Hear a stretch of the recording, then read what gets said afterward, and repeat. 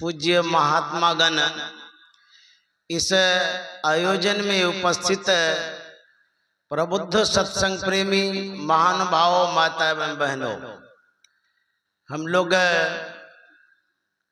पूज्यपाद शंकर जी महाराज से संतमत की बातें सुन रहे थे। पश्चात राममूर्ति जी महाराज अपने वक्तव्य को व्यक्त कर रहे थे और हमारे बीच में अंतर्राष्ट्रीय प्रवक्ता स्वामी सतप्रकाश जी महाराज हैं। सौभाग्य है मैं उनके समीप हूँ, मैं उन्हें नमन करता हूँ, क्योंकि इनके करीब होने से इनकी नैसर्गिक आभा मिलती है, ऊर्जा प्राप्त होता है और ज्ञान में वृद्धि भी होती है। तो करीब होने का जो सौभाग्य है, इसीलिए मैं अपने आप को भाग्यशाली समझता हूँ। हम लोग इस खरीक स्थल में जो सत्संग में उपस्थित हैं, यह बड़ा ही ऊर्जावान स्थल है। इस नगोछिया अनुमंडल में हमारे पूज्यपाद कुलदीप जी महाराज ने संतमत का प्रचार प्रसार किया है।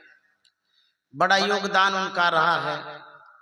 और मखा तकिया में दिनेश प्रसाद जायसवाल थे, जो नगोछिया अनुमंडल के अध्यक्ष थे सत्संग के। उनसे भी मुझे बहुत कुछ प्राप्त हुआ, उनका सानिध्य मिला था। मैं इन दो पुरुषों को प्रणाम करता हूं, जिन्होंने पूरे अनुमंडल में संतमत का प्रचार प्रसार किया है। हम लोग सत्संग के विषय में सुन रहे थे। वेद में भी सत्संग की महिमा को सुने, उपनिषद में भी सुने, संतवाणी में भी सुने। एक कथा के माध्यम से आपके सामने प्रवचन प्रस्तुत कर रहा हूं। बाबा नानक के समय की बात है। बाबा नानक ऐसे ही सत्संग करते थे जैसे परमाराध्य सद्गुरु महाराज करते थे। सभी वर्गों को उपदेश देते थे समान रूप से। उनके सत्संग में बड़े छोटे, पढ़े अनपढ़ सभी वर्ग के लोग होते थे। एक छोटा सा बालक बराबर उस सत्संग में आया करता था। एक दिन बाबा नानक ने उस बच्चे से पूछ दिया कि बाबू, तू तो बड़ा छोटा है, नन्हा मुन्ना है, तू इस सत्संग में बराबर आता है, तू क्या सुनता समझता है जो सत्संग में आ जाता है? जो पढ़े लिखे हैं, बड़े आदमी हैं, वो समझ बूझ करके मेरे सत्संग में आया करते हैं। तू तो छोटा है, तू क्यों आता है बराबर?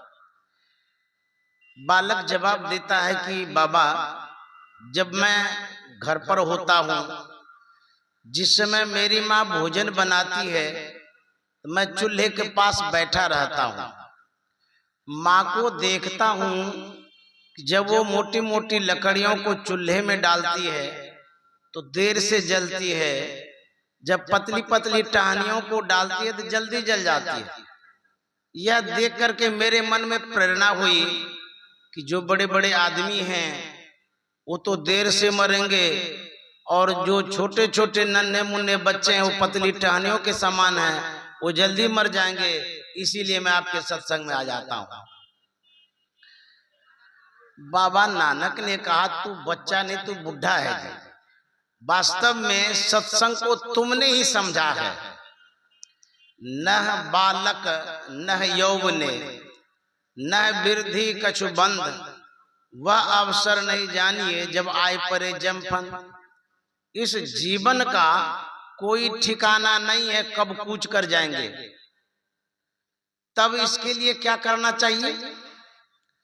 कबीर संगत साधु की, जो गंधी को बास जो कछु गंधी दे नहीं तो भी बास सुवास। संगति करनी चाहिए किसकी? साधु की, सत्पुरुषों की, महापुरुषों की। सूरदास जी महाराज ने कहा यदि आप साधु की संगति करेंगे तो क्या होगा? संगति रहे साधु को अनुदिन। अनुदिन का मतलब बराबर, कंटिन्यू। यदि आप बराबर सत्संग करते हैं, अच्छी संगति में रहते हैं, तब क्या होगा? कहते भाव दुख दूर नसावत। आपका जो दुख है, संसार का जो कष्ट है, वह दूर हो जाएगा। सूरदास या जन्म मरण ते। देखिए सूरदास जी महाराज कहते हैं बेनिफिट क्या है, लाभ क्या मिलेगा? आवागमन छूट जाएगा, जन्म मरण से मुक्ति हो जाएगी। सूरदास या जन्म मरण ते तुरंत परम गति पावत, जादिन संत पावने आवत। तो साधु महात्मा की जो संगति है उसे बहुत लाभ है। जगत गुरु शंकराचार्य जी महाराज ने कहा है सत्संगत्वे निसंगत्वम, निसंगत्वे निर्मोहत्वम, निर्मोहत्वे निश्चलितत्वम, निश्चलितत्वे जीवन मुक्ति। सत्संगति से हो जाता नर विषयों से निसंग। जो सत्संग करते हैं विषय से दूर हो जाते हैं, निसंग हो जाते हैं, अलग हो जाते हैं। तो विषय से दूर क्यों होना चाहते हैं, या संत महात्मा दूर होने के लिए क्यों कहते हैं? इसलिए कि इस उपनिषद में हम लोग सुन रहे थे दुर्लभो विषय त्यागो, दुर्लभम तत्व दर्शनम, दुर्लभा सहजावस्था सद्गुरोह करणाम बिना। विषय का त्याग दुर्लभ है। दुर्लभ है तो है, इसे क्या लेना देना है? कहते हैं मन जब विषय को एक्सेप्ट करता है, स्वीकार करता है, ग्रहण करता है, ये विषय बड़ा दुखदाई है। विषय विष के समान है। जो विषया संतन तजी मूढ़ता ही लपटात, जौनर डारत बमन करी स्वान स्वाद सो खा। जिस विषय का परित्याग संतों ने किया, उसी विषय में सर्वसाधारण का मन लटका हुआ है, अटका हुआ है, भटका हुआ है। विषय 5 हैं, रूप रस गंध स्पर्श और शब्द। हम आंख के द्वारा जिसे ग्रहण करते हैं वह रूप विषय है। इन्हीं रूप विषयों में मन अटक जाता है।